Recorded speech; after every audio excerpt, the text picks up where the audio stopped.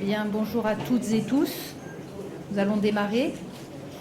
Merci d'être nombreux sous cette chaleur caniculaire.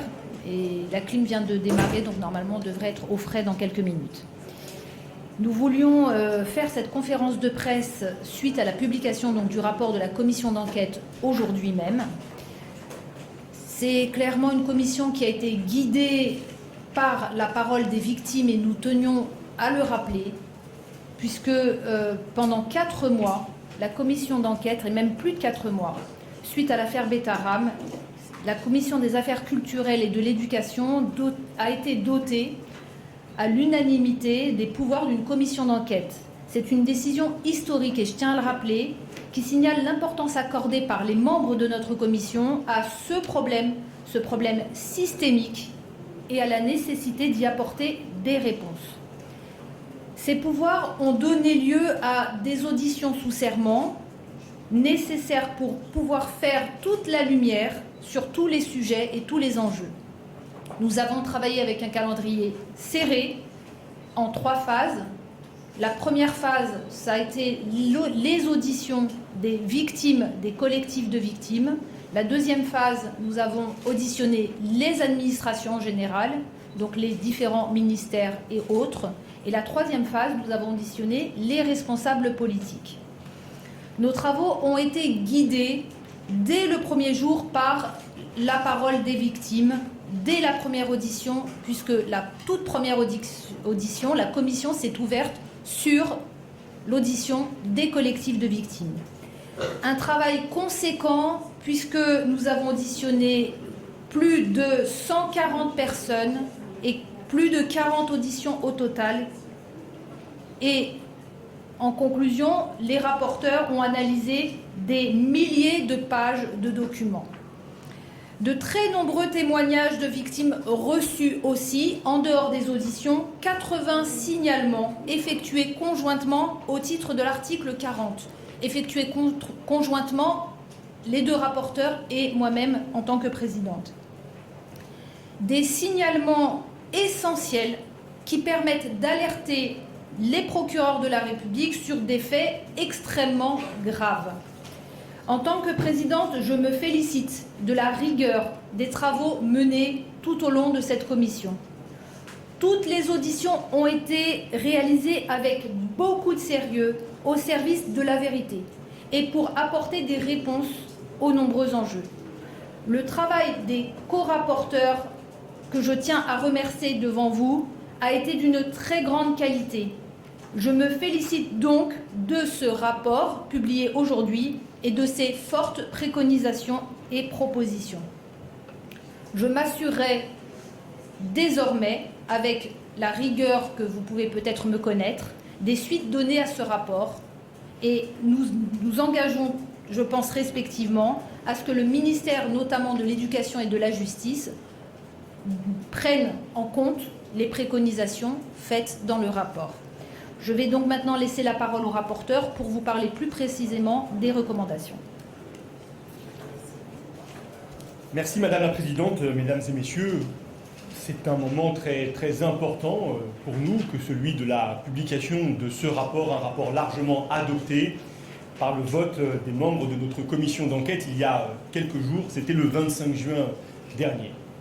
Ce rapport de presque 330 pages, c'est l'aboutissement de 4 mois de travail, d'un travail intense, considérable, d'un travail sans relâche, où, en dépit de tous les obstacles que nous avons pu rencontrer, de toutes les attaques dont notre commission d'enquête, en tant qu'objet institutionnel même, a été l'objet, des attaques jusqu'au plus haut sommet de l'État, malgré tous ces obstacles, nous avons avancé toujours dans la même direction avec Violette Spielbout, en tentant, en œuvrant à chaque étape de nos travaux à être utile, à faire changer l'état des choses dès à présent. La Présidente a rappelé que nous avons effectué des articles 40 pour interpeller des procureurs de la République. Voilà la carte de ces articles 40, voilà l'une des manifestations de la réalité de ces violences, de l'ampleur de ces violences, qui concernent l'ensemble du territoire national, puisqu'il y a aujourd'hui plus de 80 collectifs de victimes qui se sont constitués durant nos travaux, des collectifs qui portent sur la situation de 270 établissements en France. Avant d'entrer dans le détail, des mots de remerciement pour nos équipes parlementaires, nos cabinets, pour les administrateurs de l'Assemblée nationale qui nous ont accompagnés dans chacune des étapes de nos contrôles, de nos auditions, à toutes celles et à tous ceux qui ont contribué à faire manifestation d'une vérité, à diagnostiquer, à identifier des défaillances, bien sûr aux victimes qui nous ont accompagnés à chaque étape, de la première audition aux derniers échanges que nous avons eus ici à l'Assemblée nationale pour débattre des recommandations et elles venant à notre rencontre lors de nos déplacements pour nous faire part des crimes terribles dont elles ont été l'objet. Ce rapport fait un constat accablant, celui d'une défaillance majeure de l'État dans le contrôle et dans la prévention des violences en milieu scolaire. Il porte 50 recommandations, toutes communes à Violette Spielbout et à moi-même, qui appellent à une révolution dans le contrôle, dans la prévention, dans l'organisation même du ministère de l'Éducation nationale pour garantir que demain, tous les élèves soient protégés, quel que soit le statut de l'établissement qu'ils fréquentent, pour empêcher demain d'autres bêtards.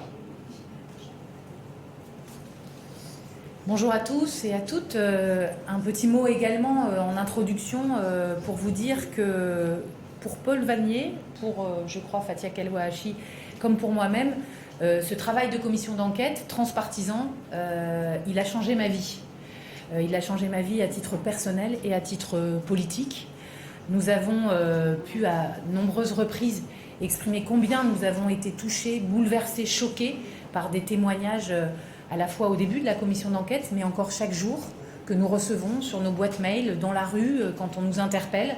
Et cette commission d'enquête, elle aura été, et on le verra dans les recommandations, extrêmement utile, je crois, y compris grâce aussi au travail des journalistes d'investigation comme de relais de nos travaux, pour que des personnes aujourd'hui trouvent le courage de parler qu'elles n'avaient pas trouvé des années auparavant. Et vous dire aussi que ce rapport et ces 50 recommandations communes avec Paul Vannier, que nous portons, que nous assumons totalement et que nous défendrons partout dans les mois et années à venir, ce n'est qu'un point d'étape. Ce n'est pas la fin de nos travaux. C'est un point d'étape parce que ces recommandations, elles doivent être mises en œuvre. Et donc, nous aurons un certain nombre d'actions. Ça commence par la semaine prochaine, le 9 juillet, nous présentons ce rapport à la délégation aux droits de l'enfant de l'Assemblée nationale, qui elle aussi est transpartisane, pourra se saisir de certains sujets pour poursuivre le travail à l'Assemblée nationale. Et puis, nous travaillerons dès la rentrée avec Paul Vannier à une proposition de loi transpartisane qui reprendra les éléments législatifs de nos recommandations. Et puis, bien sûr, nous proposerons, nous solliciterons à l'exécutif, auprès de l'exécutif, la mise en œuvre des recommandations qui sont d'ordre réglementaire ou de décision politique de l'exécutif. Et nous sommes effectivement, comme le disait la présidente de commission, que je remercie également pour la tenue et l'extrême rigueur de toutes ces auditions, nous sommes à disposition de l'exécutif et notamment de la ministre de l'Éducation pour très rapidement lui présenter ces recommandations et nous mettre au travail, puisque l'objectif, c'est l'action et la concrétisation, en l'honneur de quoi ? De cette responsabilité qui nous incombe et ce poids de la souffrance des victimes que nous portons avec elles, avec eux, depuis le début de la commission d'enquête et que nous n'abandonnerons pas. Voilà pour ces quelques mots en introduction et on passe aux recommandations. Et c'est bon. Et c'est bon. Alors, on a 50 recommandations. On a choisi avec Paul Vannier de vous faire le point sur quelques-unes prioritaires. Et bien sûr, les mesures que nous souhaitons exprimer en premier, c'est celles qui concernent les victimes. C'est la reconnaissance des victimes.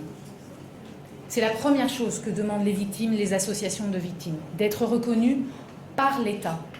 Parce que certaines, dans le cas des établissements privés catholiques, ont déjà entamé un processus de reconnaissance à travers les travaux de la SIAZ et les dossiers individuels, mais elles ne peuvent pas se satisfaire. C'est très ça met très mal à l'aise de considérer que c'est l'Église qui a sa part de responsabilité, qui reconnaîtrait et qui réparerait les fautes, alors que ce que nous démontrons dans ce rapport, de façon extrêmement large, factuelle, documentée, c'est la défaillance du contrôle de l'État pendant des années et l'absence des contrôles sur lesquels nous reviendrons. Donc cette reconnaissance, elle passe par la création d'un fonds d'indemnisation des victimes, auquel les victimes pourront présenter un dossier d'indemnisation au regard des préjudices, des violences psychologiques, physiques, sexuelles qu'elles ont subies dans le cadre scolaire, mais qui pourra aussi ouvrir des droits au titre de la santé, de l'accompagnement psychologique des victimes, de leurs familles, de leurs enfants, de leurs conjoints, parce que l'on sait que la souffrance d'un enfant qui a été battu ou humilié, c'est la souffrance d'un adulte et de toute sa famille autour de lui durant des générations.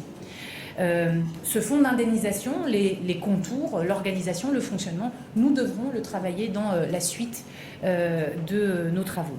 Et puis le deuxième point sur lequel nous avons des recommandations, c'est de travailler sur le sujet de la prescription.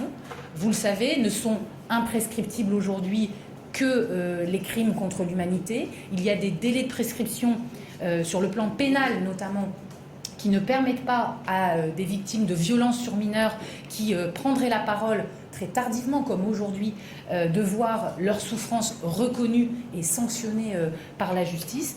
Et donc, avec Paul Vannier, nous proposons la création d'une mission transpartisane au sein de l'Assemblée nationale, se basant sur un travail de l'ensemble des députés, accompagnés de juristes spécialisés sur les impacts de la modification de délais de prescription pour que nous puissions avoir une solution robuste, constitutionnellement, juridiquement, qui puisse faire avancer ce sujet au nom de la douleur des victimes.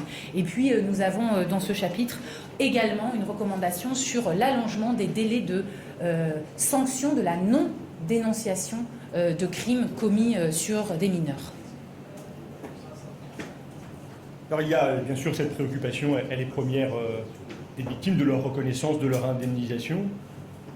Et il y a l'enjeu central du contrôle. Car le contrôle, et nous le documentons dans ce rapport, le contrôle par l'État, en particulier des établissements privés sous contrat, il y en a 7500, ils scolarisent 2 millions d'élèves dans notre pays, est absolument défaillant. Un chiffre l'illustre, de 2017 à 2023, 12 contrôles seulement sur ces 7500 établissements ont été engagés. C'est absolument insuffisant et cette carence, cette défaillance majeure du contrôle, elle expose des élèves aux violences de groupes de criminels qui peuvent se perpétuer pendant des décennies parfois, comme malheureusement nous avons pu le constater à trop d'occasions au cours des travaux de notre commission d'enquête. Enjeu donc à renforcer d'abord les moyens du contrôle, les moyens des corps d'inspection, à garantir très rapidement un contrôle minimal, une fois tous les 5 ans, dans les établissements privés sous contrat de notre pays, et un contrôle à une fréquence plus rapprochée dans les établissements publics ou privés disposant d'internats tous les 3 ans, dans des établissements du second degré, accueillant pour des nuitées des élèves, et chaque année pour les établissements du premier degré disposant de ce type de structure. À côté du renforcement des moyens du contrôle, il faut conforter l'action des inspecteurs de l'éducation nationale en rappelant dans la loi que leur périmètre d'action s'étend à l'ensemble des compartiments de la vie des élèves, notamment autant relevant de la vie scolaire, autant relevant de l'internat. Et il faut doter, nous en faisons la recommandation, l'inspection générale de l'éducation nationale, de l'enseignement supérieur et de la recherche, de capacités d'autosaisine pour aller plus loin dans les investigations, lorsque des défaillances sont constatées et pour garantir l'indépendance de ce corps d'inspection dont nous avons vu à l'occasion de certaines auditions qu'elle paraissait questionnée aujourd'hui. Plus de moyens, un périmètre complet, des contrôles qui doivent avoir des conséquences, avec la transmission systématique par les recteurs, par courrier, d'une série de mises en demeure lorsque des manquements graves sont constatés et en cas de mise en œuvre des recommandations transmises, des décisions et des sanctions. Et nous proposons pour le coup une gamme de sanctions, d'introduire une gamme de sanctions dans le code de l'éducation, de l'amende jusqu'à la rupture du contrat d'association qui est déjà autorisée par la loi et jusqu'à la fermeture administrative d'un établissement où se concentreraient des faits de violence, en donnant aussi aux recteurs la possibilité de procéder à pareille fermeture. Nous pensons que le contrat d'association qui vit dans notre pays depuis le vote de la loi Debré de 1959, qui en principe est revu chaque année par le préfet, doit être aujourd'hui complété d'une nouvelle clause, une clause en matière de prévention et de lutte contre les violences faites aux élèves. Et nous appelons d'ailleurs à revenir à une forme d'esprit de cette loi Debré, à revenir à un rapport direct entre l'État, le ministère de l'Éducation nationale et les établissements privés sous contrat, car aujourd'hui, et nous le documentons dans le rapport, cette relation, elle est perturbée par le fait qu'un acteur, le secrétariat général à l'enseignement catholique, s'est imposé comme un intermédiaire central. Il organise des relations extrêmement régulières avec le ministère de l'Éducation nationale. Cet acteur est décrit dans certaines notes de cabinet ministériel comme un lobby. Il a manifestement des prérogatives exorbitantes alors qu'il n'est reconnu par aucun texte. Il s'est opposé de toutes ses forces au contrôle jusqu'à très récemment, et nous avons saisi un courrier de novembre 2024 qui en faisait la démonstration, et cette relation entre la rue de Grenelle et ce qui apparaît comme un ministère bis de l'Éducation nationale doit être dépassée. Il faut en sortir pour garantir le contrôle partout, tout le temps, et la protection de tous les élèves. Cela m'amène à venir sur des propositions qui sont techniques mais fondamentales, et qui appellent à une réorganisation extrêmement profonde du fonctionnement actuel du ministère de l'Éducation nationale. Nous souhaitons un pilotage unifié de la politique de contrôle des établissements. Aujourd'hui, ce pilotage est distinct entre les établissements publics qui relèvent de la direction générale de l'enseignement scolaire et les établissements privés sous contrat qui sont à la charge de la direction des affaires financières. Cette distinction, elle introduit un traitement différencié. Nous proposons que la DGSCO, la direction générale de l'enseignement scolaire, assume entièrement le pilotage du contrôle de l'ensemble des établissements scolaires de notre pays, quel que soit leur statut. Et nous proposons de confier des prérogatives renforcées aux recteurs, car nous constatons qu'il y a parfois entre le préfet et le recteur une confusion quant au rôle, quant au pouvoir, et nous proposons de recentrer autour des recteurs qui ont la charge, c'est bien évident, du suivi de la vie des établissements, l'essentiel des prérogatives, la capacité notamment à convoquer les commissions de concertation qui peuvent proposer des ruptures de contrats d'association, et nous demandons d'ailleurs que ces commissions de concertation se réunissent systématiquement dès lors que des faits de violence commis contre des élèves seraient signalés et constatés. Nous avons également dans ce rapport et dans ces recommandations une série de recommandations liées au signalement. Le signalement d'une violence et le traitement de ce signalement afin que les agresseurs puissent être éloignés des enfants et que les enfants puissent être protégés, et afin que les sanctions puissent avoir réellement lieu, qu'elles soient judiciaires ou qu'elles soient disciplinaires au sein du ministère de l'Éducation nationale. Nous avons constaté dans les travaux de notre commission d'enquête très largement que cette culture du signalement est défaillante. Il existe le signalement article 40 auprès des procureurs, qui est une obligation pour les agents publics lorsqu'on a connaissance d'un délit.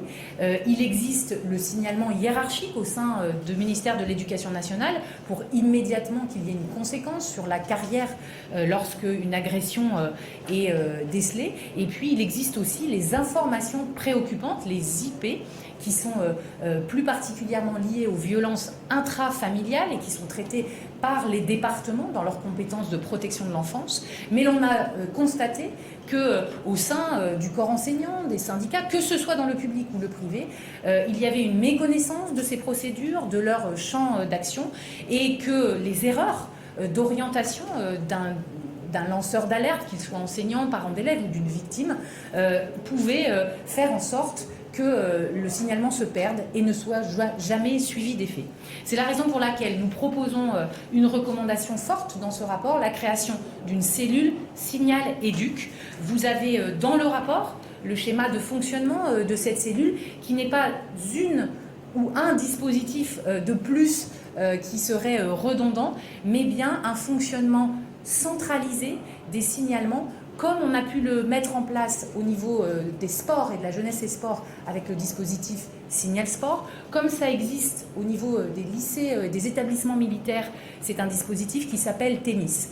C'est une cellule centrale au niveau national, au ministère de l'Éducation nationale, qui permet d'accueillir la parole des lanceurs d'alerte, notamment sans passer par le chef d'établissement quand ils ne peuvent pas le faire, ce qui arrive souvent dans les systèmes d'omerta que l'on a pu décrire dans le rapport, qui peut donc accueillir cette parole et ce signalement, qui peut en effectuer le suivi et le retour d'information à la personne qui a eu le courage de parler, que ce soit un enseignant qui a eu le courage, un parent d'élève ou une victime.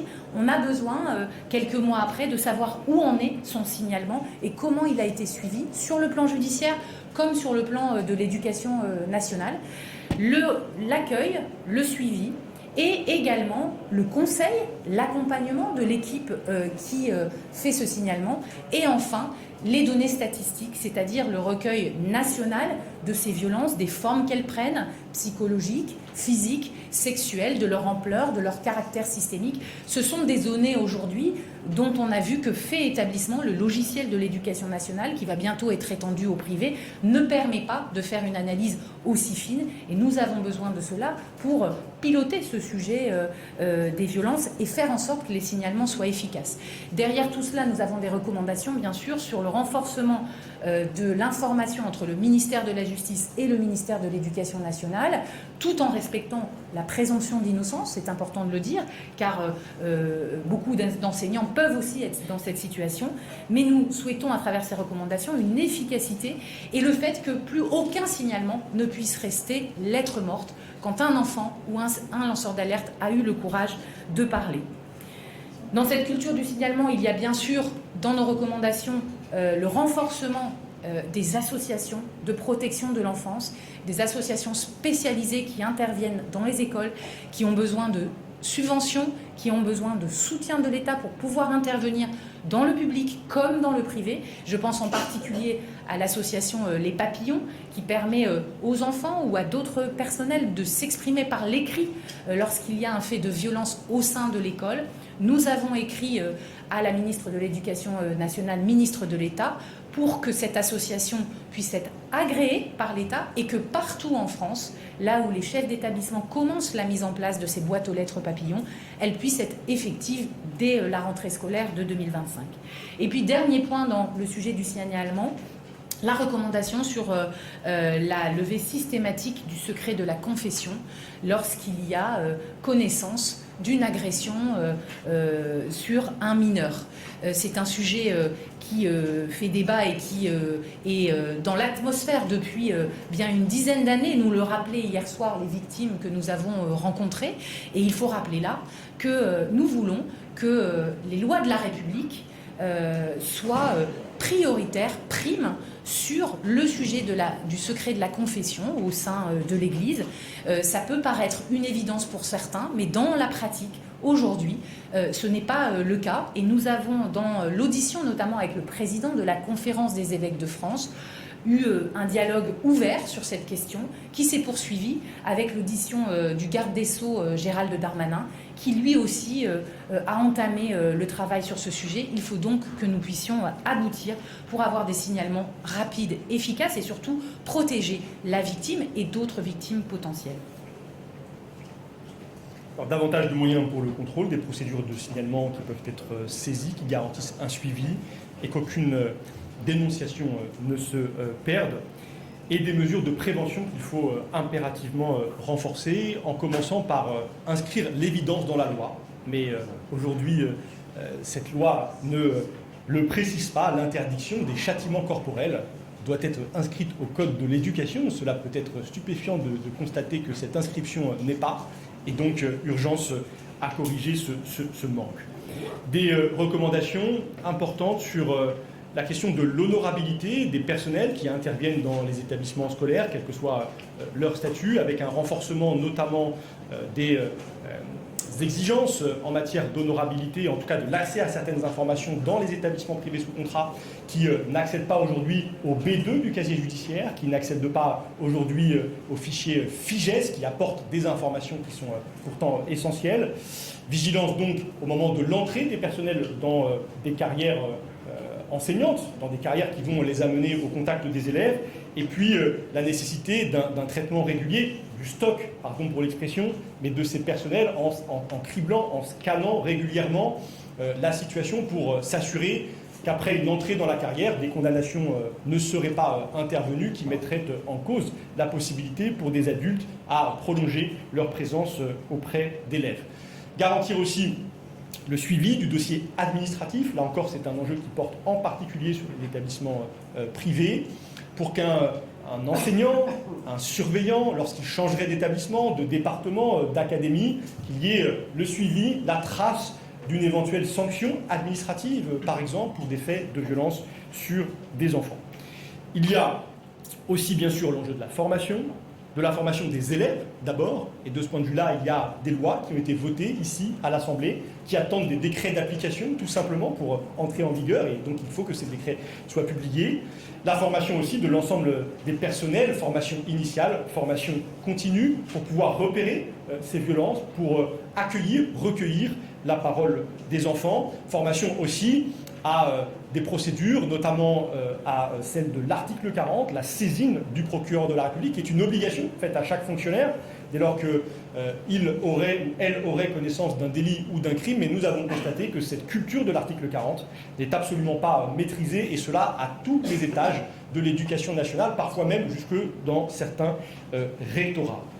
La prévention, c'est aussi davantage de présence humaine dans les établissements, et nous appelons à renforcer en particulier les moyens des corps médicaux et sociaux dans les établissements, les médecins scolaires, les infirmières scolaires, les psychologues de l'éducation nationale, avec une attention pour les services sociaux en faveur des élèves qui sont insuffisamment dotés, qui n'interviennent qu'exceptionnellement, en particulier dans les classes du premier degré, et il y a là un renfort urgent, absolument nécessaire, car ces personnels sont les plus formés, sont formés à recueillir la parole des enfants, peuvent appuyer aussi leurs collègues pour détecter des phénomènes de violence. Et enfin, dans cette logique préventive, l'État, l'éducation nationale, doit assumer des mesures conservatoires quand elles paraissent nécessaires, quand des dénonciations, quand des questions se posent.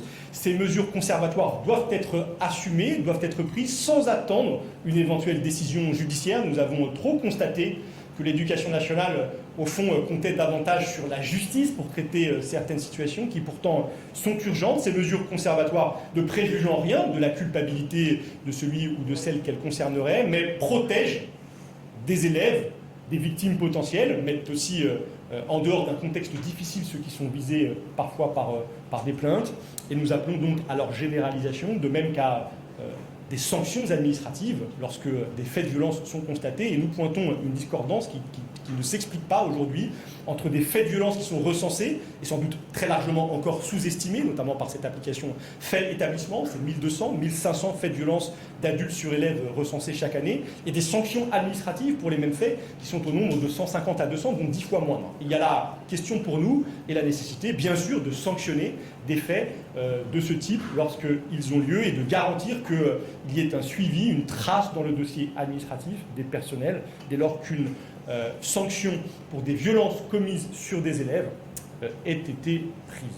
Voilà pour les grands axes de nos recommandations pour certaines d'entre elles. Et maintenant, place à vos questions.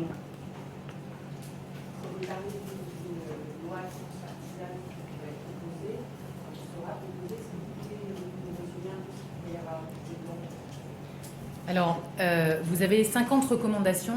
Nous devons entamer un travail de criblage de ces recommandations sur le plan des modifications législatives. Donc aujourd'hui, on ne va pas vous donner les points qu'il y aura dans la loi. C'est un travail que nous allons entamer avec nos collaborateurs et les administrateurs de l'Assemblée et l'ensemble des collègues qui ont participé à la commission d'enquête et qui souhaitent s'investir dans la traduction législative de cette proposition.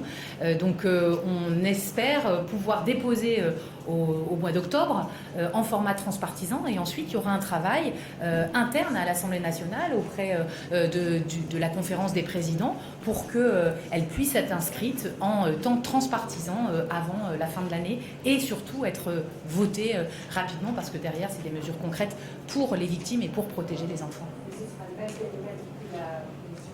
Tout à fait. Même périmètre que la commission d'enquête. Moi, je voudrais savoir si vous avez ces surpris qu'il y a aussi des cas dans le public, puisque le privé, on connaissait un peu bien la vie. Oui, je voudrais savoir si vous avez été surpris de constater aussi des faits de violence sur élèves dans le public. Et deuxièmement, comment vous expliquez que l'omerta, là aussi, soit extrêmement prégnante? Non, pas surpris, parce que ce sont des violences de masse, ces violences d'adultes sur des enfants et aussi en milieu scolaire. Avant nous, la Civis, la SIAZ ont documenté l'ampleur de ces violences et elles existent dans les établissements publics jusqu'à des situations absolument dramatiques. Nous avons un focus particulier sur le lycée Bayen de Châlons-en-Champagne où un enseignant a violé, a agressé sexuellement pendant des années, c'est un lycée public, des élèves, même si nous constatons que des violences systémiques semblent ne pas apparaître dans ces établissements qui sont plus contrôlés que les établissements relevant d'autres statuts. Mais dans l'enseignement public, il y a des carences manifestes, des défaillances très fortes dans la circulation de l'information entre le ministère de la Justice et le ministère de l'Éducation nationale, dans une culture du signalement de l'article 40 qui n'est pas vivante, et puis dans une méfiance, dans une répression parfois des lanceurs d'alerte. Et elle est là dans les établissements publics comme elle est dans les établissements privés sous contrat et hors contrat. Et nous avons rencontré à chaque fois des lanceuses d'alerte, d'ailleurs des femmes. Une recommandation que nous faisons est de faire connaître le statut de lanceur d'alerte à l'ensemble des personnels qui interviennent dans des établissements scolaires pour leur dire qu'en cas de dénonciation de crime ou de délit qu'ils ou elles constateraient, ils doivent être protégés, ils peuvent être protégés par ce statut. C'est une proposition forte de ce rapport. Peut-être juste un mot sur ce sujet pour vous dire que je ne crois pas qu'on l'ait déjà dit. Quand on a fait l'audition des collectifs de victimes au début de la commission d'enquête, il y avait 10 collectifs de victimes. Aujourd'hui, il y en a 80 qui sont déclarés, qui concernent 250 établissements en France. Donc on voit que le mouvement a commencé et que le courage a été pris par certaines victimes de constituer ces collectifs, et puis surtout ils se retrouvent parce que très souvent ils s'ignoraient, parce que c'est des écoles où il y a eu des classes de générations différentes, et la constitution de ces collectifs bien sûr concerne beaucoup l'enseignement privé sous contrat, mais ils sont nombreux à nous rappeler qu'il y a des collectifs constitués sur des écoles publiques, sur des lycées, des collèges publics, donc ils sont en moins grand nombre, mais il ne faut pas les oublier, car là aussi c'est le sujet de l'omerta, de l'absence du suivi et de l'inscription des sanctions sur le dossier administratif d'un enseignant quand il y a un mouvement entre les académies. Et donc il y a encore beaucoup de travail à faire là-dessus, notamment parce que lorsque des enseignants nous parlent aujourd'hui et qu'ils sont dans le public, où il y a des internats, par exemple dans les lycées professionnels, ils nous font part de cas de violence sur lesquels ils n'ont pas eux-mêmes encore osé déposer un article 40, comme quoi il y a encore du chemin à faire. Et dernière chose, est-ce que vous comprenez que l'une des mesures prises en général par l'Éducation nationale dans ces affaires, c'est la mutation, ce qui est quand même assez lunaire? Moi, je vais répondre à votre question, mais avant de répondre à votre question, je veux quand même dire clairement mon sentiment. J'ai été enseignante 30 ans dans l'éducation nationale et je suis étonnée, après la série d'auditions, de voir le poids de la chape de plomb, qui est bien au-delà de ce que j'imaginais auparavant. C'est-à-dire qu'on a un prédateur dans un établissement. Autour de ce prédateur, il y a un système. Et un système de silence ou un système de complaisance. Mais en tout cas, ce prédateur, il peut continuer à violer, agresser pendant 20-30 ans sans qu'il ne se passe pas grand-chose. Et il y a aussi une réflexion à mener, c'est les parents des victimes. Les parents des victimes, clairement aussi, rentrent dans ce système de l'omerta, puisque très souvent, ils ont des signaux qu'ils ne lisent pas, qu'ils ne comprennent pas chez leur enfant, qui devraient les alerter, mais qui ne les alertent pas. Et donc, ces parents, on laisse un enfant de la maternelle jusqu'à la terminale dans un établissement où il y a une potentialité d'agressivité et d'agression qui est assez lisible. Et donc, c'est une question que je pose, et aujourd'hui il va falloir la poser à la société. Comment se fait-il qu'on a un ensemble de faisceaux d'indices, on a la possibilité d'écouter des enfants qui parlent assez souvent. Ils ont une façon de parler, ils ne s'expriment pas clairement avec des mots, mais souvent leur corps parle, leurs blessures parlent. Et que la société tout entière ne reconnaît pas, ne voit pas, ou met une chape de plomb sur ce qui se passe. Et puis les mutations, parce que bon, comme j'ai été prof, je peux aussi répondre. En réalité, je crois que c'est le pas de vague dans l'éducation nationale. C'est un ministère qui est un ministère compliqué, très peu transparent. Il y a peu de visibilité déjà sur les mutations en elles-mêmes. C'est-à-dire que les enseignants se plaignent de ne pas comprendre le système des mutations. Et donc la solution trouvée par l'éducation nationale assez souvent, c'est de déplacer les enseignants. Et donc nous veillerons, en tout cas dans les recommandations, clairement c'est précisé, à ce qu'un enseignant qui a un casier judiciaire ne puisse plus enseigner. Quel que soit, à quel moment que ce soit de sa carrière. Je pense que c'est très important. Madame au fond là-bas. Est-ce que vous imaginez, en vous lançant dans cette commission d'enquête, être aussi submergé par cette vague de violence scolaire? Et dans le prolongement, l'un et l'autre, qu'est-ce qui vous a le plus marqué durant ces 4 mois de travail? Non, moi je n'imaginais pas les témoignages que nous avons reçus, ils m'ont profondément percuté. Parce que je pouvais imaginer certaines violences, les violences verbales, psychologiques, les violences physiques, les violences sexuelles et même les viols, mais les actes de torture qui nous ont été décrits, les travaux forcés, les enfants qu'on a privés de nourriture, qu'on a privés de sommeil, ça je n'aurais jamais pu l'imaginer avant d'en entendre le récit glaçant. Et donc cette commission d'enquête, comme pour Violette Spielbout, elle m'a profondément percuté, elle m'a changé comme homme, comme député, avec une réflexion pour moi, et elle se traduit dans nos recommandations communes sur des dispositions auxquelles je n'aurais pas adhéré il y a 4 mois avant ces travaux. Et si vous m'interrogez sur des moments particulièrement marquants, il y en a eu beaucoup. Je dois dire que la visite de l'établissement Riaumont, dans le Pas-de-Calais, qui est un enfer, qui est une sorte de bagne dans lequel des générations d'enfants ont été brisées par des prêtres qui les ont fracassés, qui les ont violés, qui les ont affamés et qui les ont projetés dans une culture de la violence, culture marquée par un militarisme, des idées d'extrême droite, des références au nazisme, en les amenant les uns les autres à simuler des batailles, mais quand je dis les simuler, au fond, à se livrer à de véritables batailles rangées jusqu'avec des haches. Parlons d'enfants d'une dizaine d'années, une quinzaine d'années, qui ont d'ailleurs dû construire le décor de ces horreurs en transportant dans le froid, la nuit, en culottes de cuir, car ils n'étaient vêtus que de cela, des brouettes de ciment et de pierre. Je décris cette réalité dans tout ce qu'elle a de plus cru et terrible, et dans la précision des faits. Et moi, elle m'a bouleversé, et donc évidemment, ce moment-là est un moment qui restera gravé en moi, mais malheureusement, beaucoup d'autres. Car à chaque fois, il y a des motifs que nous retrouvons dans ces violences, avec des victimes qui souffrent encore 50 ans, 60 ans, 70 ans plus tard, dont les vies entières ont été ravagées, celles de leurs entourages aussi, et à ces violences terribles s'est ajoutée celle du silence, celle du déni, celle du mépris, celle d'une omerta qui est toujours là, et que nous voulons briser à travers ce rapport et ces recommandations. J'aurais pu choisir le même exemple que Paul Vanier, Riaumont, Liévin dans le Nord, dans mon département. D'abord parce que j'ai commencé le travail sur cette commission d'enquête en lisant attentivement et douloureusement le livre d'Ixelles de Laporte sur les enfants de Riaumont, avec des témoignages d'une intensité et d'une violence qui m'a bouleversée et qui m'a préparée aussi à ce que nous allions pouvoir découvrir. Mais je dirais que ce qui est commun entre Riaumont et un autre collectif de victimes, celui des Filles du Bon Pasteur, qui avait à Los, dans la métropole lilloise, un établissement sur lequel on m'a sollicité, mais aussi à plusieurs endroits en France, c'est le terrible constat que ces enfants étaient placés par la justice et pas par leurs parents dans ces établissements.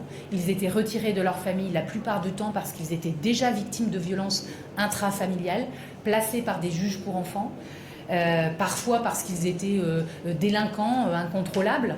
Et ils se retrouvent dans ces endroits, Riaumont, que vient de décrire Paul Vanier, où ces couvents des filles du Bon Pasteur, dirigés par des femmes d'une méchanceté et d'une violence dont on ne peut imaginer la force, et qui créent une souffrance tellement intense qu'aujourd'hui, dans les souvenirs, les victimes sont à la fois encore bouleversées, on a partagé des pleurs ensemble, mais aussi parfois confuses, parce que c'est tellement, ça a été tellement enfoui pendant des années, ou dit et pas entendu, que ça reste très présent.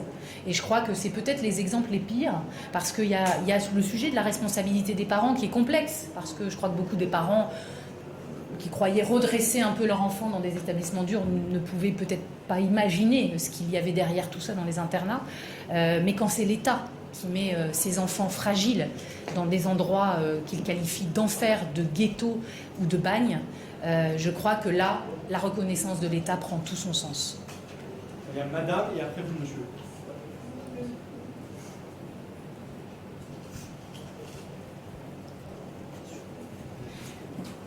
Bonjour. Alors, quand le scandale Betaram a éclaté, on s'est tous posé la question comment c'est possible qu'il y ait eu une cinquantaine d'années de violence derrière les murs de cet établissement sans que ce soit su, sachant que dans le sud-ouest on savait, puisqu'on disait c'était passage, tu finiras Betaram.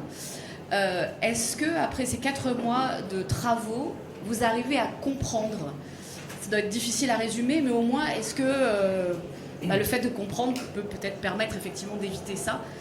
Est-ce que vous arrivez à comprendre aujourd'hui ce qui s'est passé? C'est l'objet en tout cas de notre commission d'enquête, d'essayer de comprendre pour que les choses ne se reproduisent pas. Et de ce point de vue-là, nous avons, à propos de Betaram, qui est le déclencheur de cette commission d'enquête et d'une vague de libération de la parole, mais qui est aussi l'illustration de défaillances, de dysfonctionnements que l'on a retrouvés ailleurs, nous identifions deux causes principales.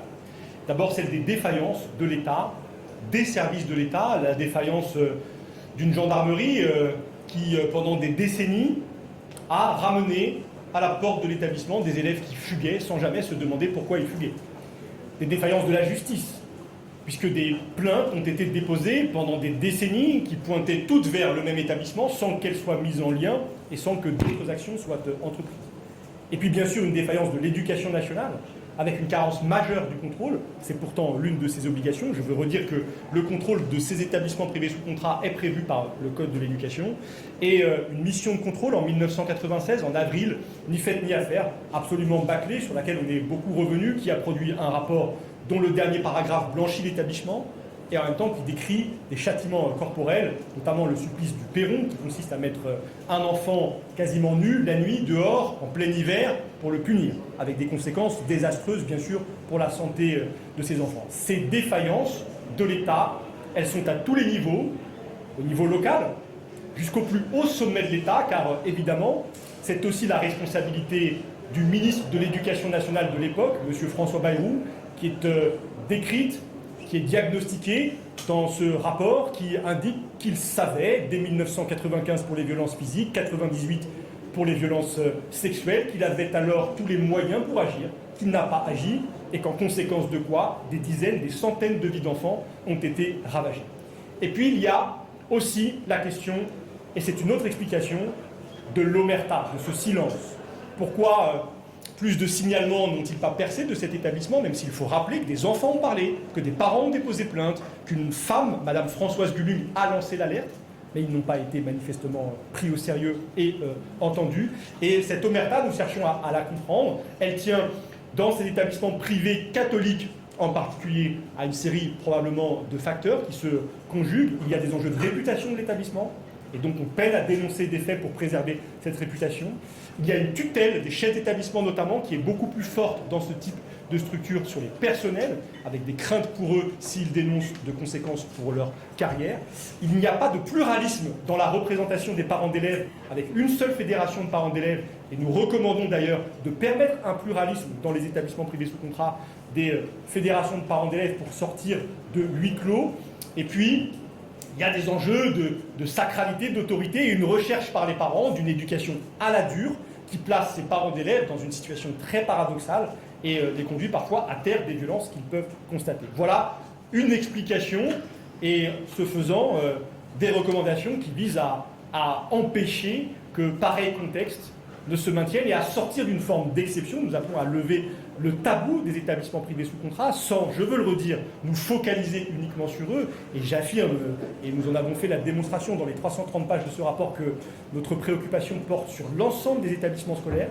Mais il y a là un tabou particulier qu'il faut lever avec des autorités, des tutelles ministérielles notamment, qui pendant trop longtemps ont détourné le regard, ont eu peur de s'intéresser à ces établissements parce que craignaient une accusation qui a fonctionné pendant 40 ans comme un rayon paralysant, celle de vouloir rouvrir la guerre scolaire. Et en voulant se préserver de cette accusation, ils ont laissé des situations intolérables perdurer et placer des enfants face à des criminels qui pendant des décennies ont pu perpétuer malheureusement leurs crimes. Oui. Il y avait monsieur avant.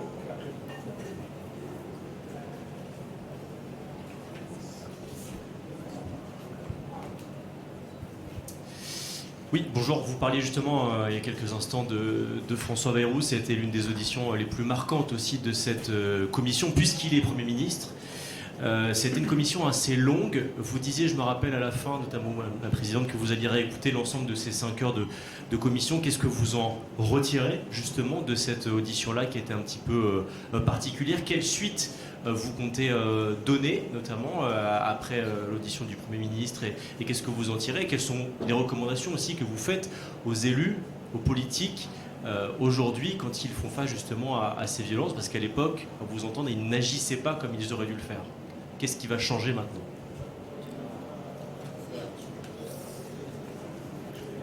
Oui, alors, en effet, l'audition a été très longue, 5h30 du Premier ministre. Une audition qu'on a réécoutée dans son intégralité. On a aussi relu les verbatims, donc le procès verbal. On ne va pas se mentir, l'audition du Premier ministre a été pénible pour nous tous. Parce qu'il n'était pas succinct, il n'était pas clair dans ce qu'il disait. Par contre, ce qu'on peut en retenir, c'est que, a priori, le Premier ministre est dans un monde qui est différent du nôtre. C'est-à-dire qu'il reste dans un monde où on peut donner des claques aux enfants et il pense que ce sont des claques éducatives.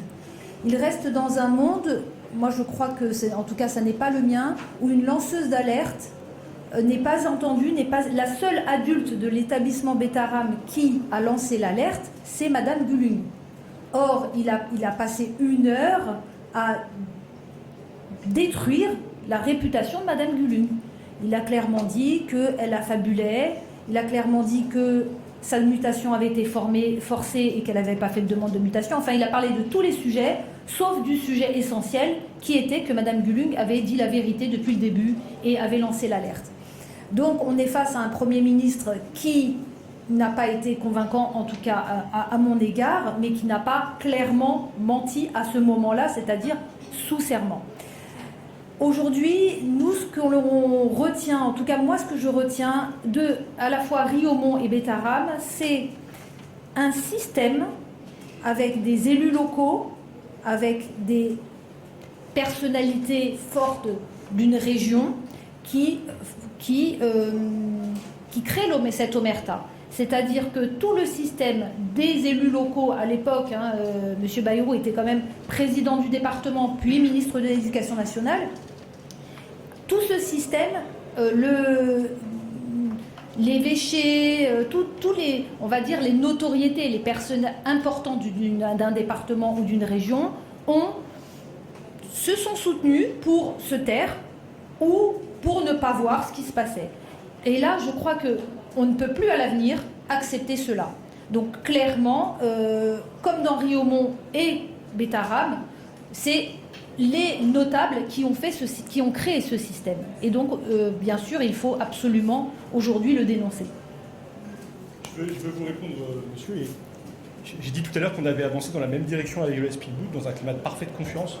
Et je pense que nos différences ont aussi enrichi nos travaux, nos auditions, nos questions n'étaient pas les mêmes, nos réactions n'étaient pas les mêmes, et nos différences étaient là avant, pendant, elles vont perdurer. Et donc, sur ce point, nous n'avons pas forcément tous, et c'est tout à fait légitime, la même perception. De mon point de vue, je retiens 3 choses de cette audition, dont je veux rappeler qu'elle n'est qu'une parmi les 40 que nous avons organisées.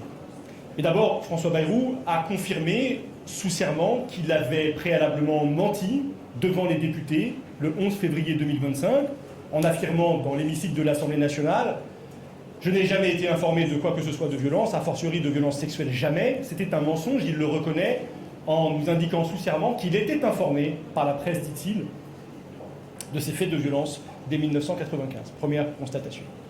Deuxième constatation, le Premier ministre est un homme empreint d'une culture de la violence. Une culture de la violence, une violence qu'il a déchaînée contre notre commission d'enquête parlementaire, comme objet institutionnel, contre sa présidente, contre ses rapporteurs, contre les questions que nous lui adressions en contestant la légitimité même. Un homme empreint d'une culture de la violence sur les enfants, puisque j'ai souhaité revenir sur cette claque qu'il avait adressée à un enfant il y a plusieurs années dans une campagne électorale. Il l'a revendiquée, il l'a décrite comme une claque éducative. Il n'y a pas de claque éducative. Les claques détruisent la vie des enfants.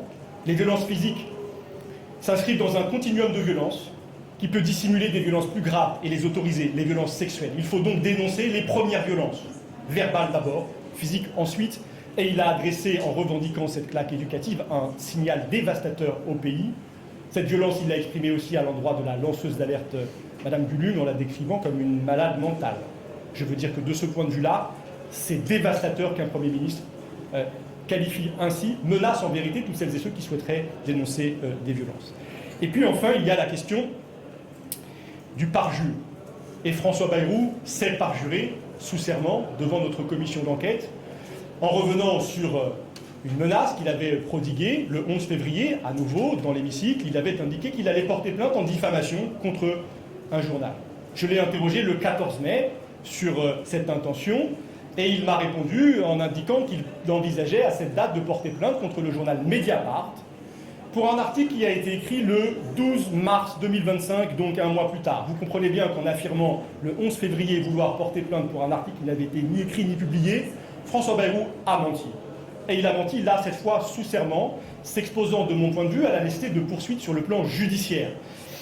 Constatons qu'on peut mentir dans l'hémicycle de l'Assemblée. Les conséquences, là, sont politiques. J'ai voté hier une censure de François Bayrou, notamment sur la base de ce mensonge. Mais juridiquement, un mensonge devant notre commission d'enquête appelle des poursuites. Et ces poursuites sont nécessaires pour moi, car ce mensonge n'est pas un mensonge secondaire. En menaçant des journalistes de porter plainte en diffamation sur cette affaire Betaram, François Bayrou manifeste qu'il entretient aujourd'hui encore l'omerta. Et il faut la combattre, cette omerta. Et donc j'ai saisi, dans le cadre très précis de l'ordonnance de novembre 1958, de son article 6, qui organise les travaux de notre commission d'enquête parlementaire, j'ai saisi notre présidente, qui jusqu'à aujourd'hui, jusqu'à ce matin, était la seule à pouvoir saisir la justice. Désormais, c'est la prérogative du bureau de l'Assemblée nationale. Je prends acte que la présidente n'a pas voulu saisir la justice, et je vais continuer, puisque j'estime que c'est ma responsabilité de rapporteur d'aller au bout de ce constat que je fais de ce parjure, avec mon groupe parlementaire, saisissant le bureau de l'Assemblée nationale, car je ne peux pas accepter, sur des questions aussi graves, que notre commission d'enquête soit au fond méprisée par l'actuel Premier ministre, qui croit, a cru manifestement, pouvoir nous mentir, comme il l'a fait. Peut-être juste un mot pour conclure, parce que je crois qu'on doit conclure ce point presse, pour vous dire que pour tous ceux qui nous accuseront de vouloir réouvrir la guerre scolaire, tous ceux qui nous accusent de vouloir faire la guerre à François Bayrou, je leur dirais de relire ces 50 recommandations, de relire les 330 pages de ce rapport de notre commission d'enquête, et ils constateront que ce que nous voulons, c'est la paix pour les victimes.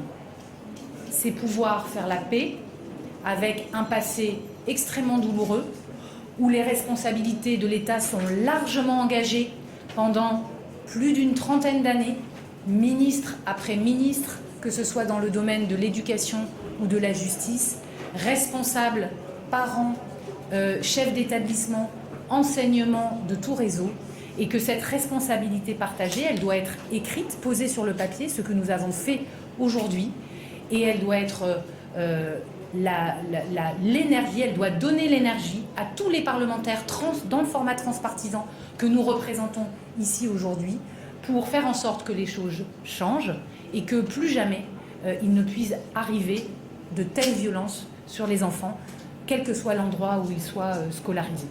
Je vous remercie.